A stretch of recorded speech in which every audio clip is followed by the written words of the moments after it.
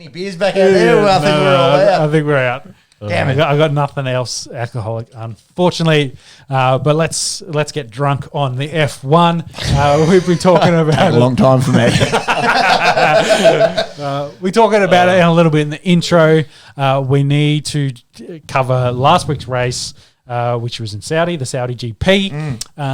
Ended up being not a shit show, but it was crazy to say the least. It was red flag twice. So Schumacher had the first crash into the Crypto.com sign, getting them lots of publicity.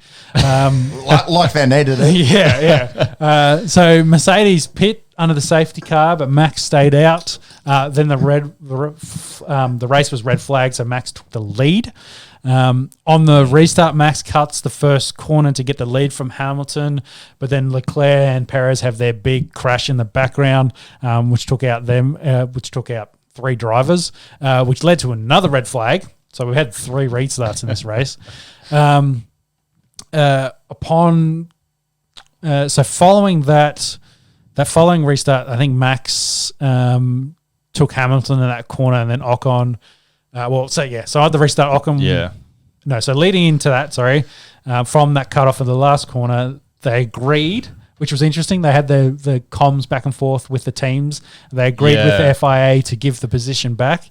So Ocon would start first, Hamilton was second, and Max was third. Yeah, it was real. From what I heard, it was real weird. It was sort of like the FIA, Michael Massey was like, all right, well, we can give you this position or we can do this sort of stuff. We'll give you a penalty. Yeah. I'm not going to tell you to do this. You're not going to follow my instructions. Like, we can work this out in some sort of way. We'll negotiate this. It just this. sounded really weird. Yeah, but I guess it was fair racing, maybe.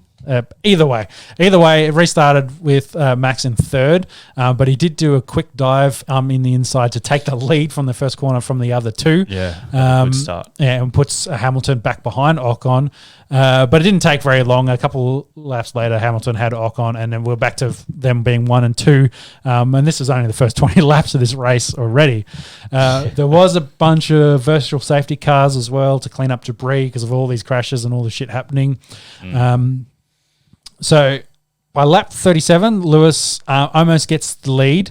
He forces Max wide, and Max kind of slides out, which kicks Lewis through the corner. They both couldn't make that corner. From that, Red Bull tells Max to give the position, and this is kind of where the madness happens. Red Bull tells Max to give the position back to Lewis. Not sure if Mercedes communicated that properly to Lewis. Well, again, it was all that FIA and the stewards, like from what we could hear on the radios, was somehow Red Bull got the message first to let Lewis through. Yep. And then Mercedes never got or didn't get their call in time. Yeah, I think Michael Massa has said, I can only push buttons so fast. Yeah, that's it. So the race director, that is. I mean, I don't know how it works from week to week, but you'd think you'd tell the team that's going to be able to overtake, you'd tell them first so they have the opportunity to, or they can watch out for the car in front of them slowing. He's going to move across way, be aware. Yeah, but it just seems like I don't know how it happened, but they got all the communications mixed up.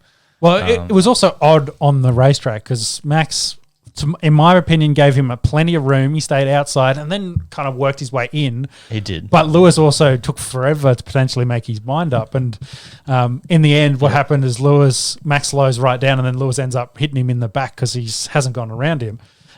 Whether Lewis thought maybe there was another virtual safety car and he got confused with that and then we had to slow down.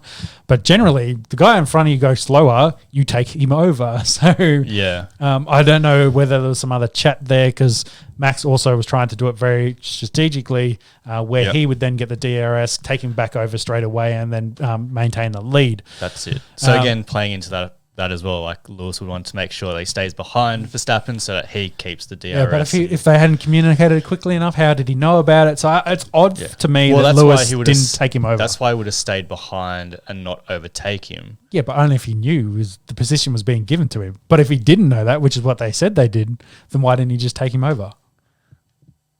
You see, it's strange. For all intents and purposes, Max's car could have been broken. Because Lewis doesn't know, so why doesn't Lewis go around him? Like it doesn't make any sense to me in my mind. So, my thinking is maybe Lewis got confused with virtual safety car or not. Didn't know and was like, "Why is Max slowing down? Do I need to slow down as well?" And they just tripped over each other in the height of battle. Very lucky. Lewis only had minor damage to his front wing, which potentially made his car faster anyway. And Max, lucky, did not get any punches on the back of his tyres, but both, by all accounts, had horizontal lines in them. So following on from that, lap 43, Max did actually give the position back, but then he picked that spot back up straight away using that DRS tactic that we mentioned before. But in the end, it didn't last very long. Lewis did get him at the end of that lap 43, and Max really couldn't attack back with his tyres being damaged from that initial crash and had to make it to the end of the race. So Lewis did win. Of the 50-lap race. He did get the fastest lap as well, which then tied the championship at 369.5 points for the two of them. Which is wild, going into the last race for them to be on the exact same points. It's nuts. So the other news, Bottas did a job as well, finishing third. He did get a very late overtake of Ocon, finishing, 0.1 of a second ahead of him. It was the last corner. Yeah, last was on the straight. Absolutely pipped him. He had some funny socials about Fast and Furious and the Monica joke going around, so it was good chat. Our boy, good movies, the first two of those. A bit more realistic. Ricardo finished fifth for our lads. Submarines chasing cars underneath the ice, is it realistic? Yes. Yeah. And going at roughly the same speeds across the same sort of distance. Or runways that never ends. Anyway. Yeah. Ridiculous. Hey, they're entertaining. The first two were. So shout out to Eva Mendes. Yeah. So that leads us into the Abu Dhabi race, which is on in 2 days. P1 and P2, first two practice sessions completed, or P2 is probably underway currently as we talk. P2 starts in 17 minutes. There you go. So, and of course, P3 and qualifying tomorrow. I think by all accounts, Verstappen was putting up fastest times in P1. Not that it means too much. Yeah, I saw some of the numbers. I think Hamilton was like 2/10 behind. Like they're still pretty close. I think the Construction Championship potentially still up for grabs. Mercedes got a 30-point lead though, so they'd need significant injuries to their cars for Red Bull to steal that back. Yeah, you'd probably almost want neither cars to score points. And both DNFs and 1-2 for Red Bull. Yeah. So looking likely Mercedes will win the Construction Championship, which is probably fair. They've had the best car all year, you'd say. The last couple of years. Definitely. So I guess the question is, who do you think is going to win this championship with those two there tied on points? Do you have a favourite going into this race? Well, as the unqualified dribbler in terms of F1, what were you boys talking about pre-show back in the 90s? Didn't Senna take out Prost to win one? Could that possibly be on the card? Well, I think that's kind of the conversation for the scenarios, and Monks, you might need to find some rules for us of potential how the winner, like a count back kind of system. Yeah, so whoever finishes ahead of the other, doesn't matter where they are, will win. Of course. If they finish outside the top 10, both of them won't score points. And what does it go back to there? Yeah, or if they both don't finish, they of course don't score points. So I think from memory it goes back to GP's 1, where Max is 1 ahead currently, correct. 9 and 8.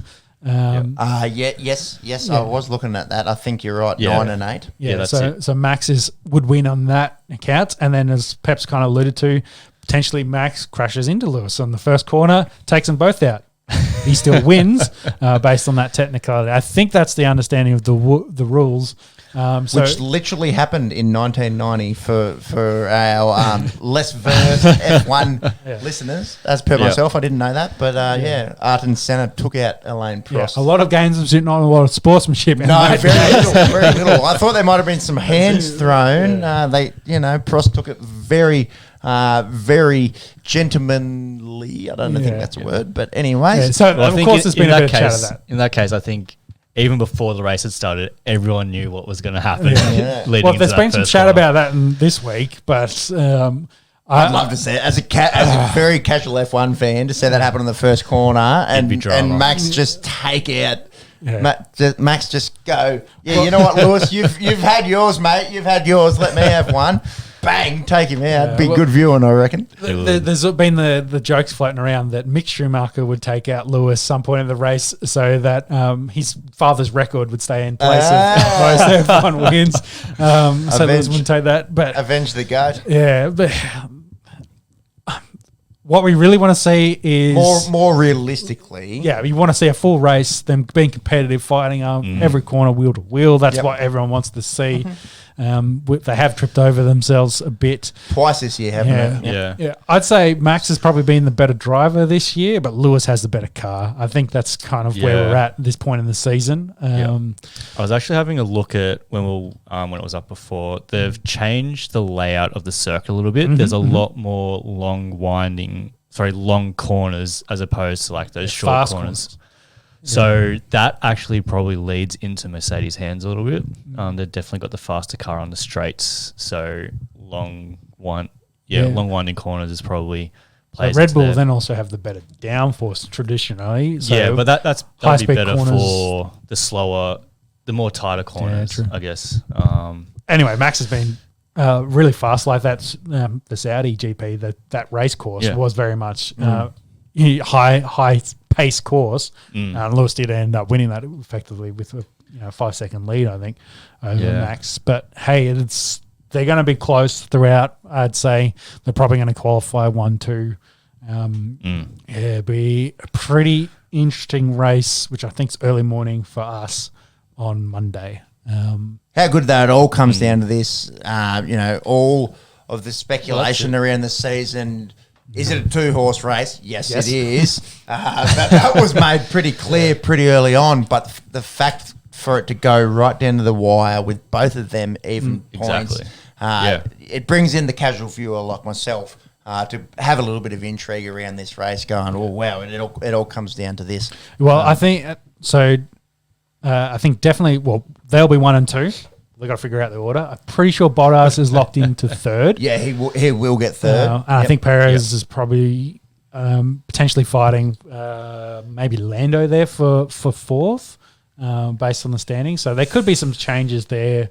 Leclerc's brought himself up, but there's a clear gap between... So Bottas will finish third. Yeah, the Perez will finish fourth. Top four are set. Yep. Leclerc and Norris have a fight out for 5th place there. Yeah, and then I think in the constructors, Mercedes, like we think, is probably sewn that up. Red Bull will be second, Ferrari will be third, and McLaren will be fourth.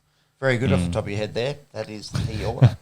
Yeah, they've kind of cemented their spots with their differences there. So, yeah, all to play for the Drivers' Championship for a potential winner in the last race of the season. We love to see it go all the way to the end in a long season. I think 22 races in total. Yes, I believe so, 22. So, and a fair few tracks getting their first run this year. So interesting to see there.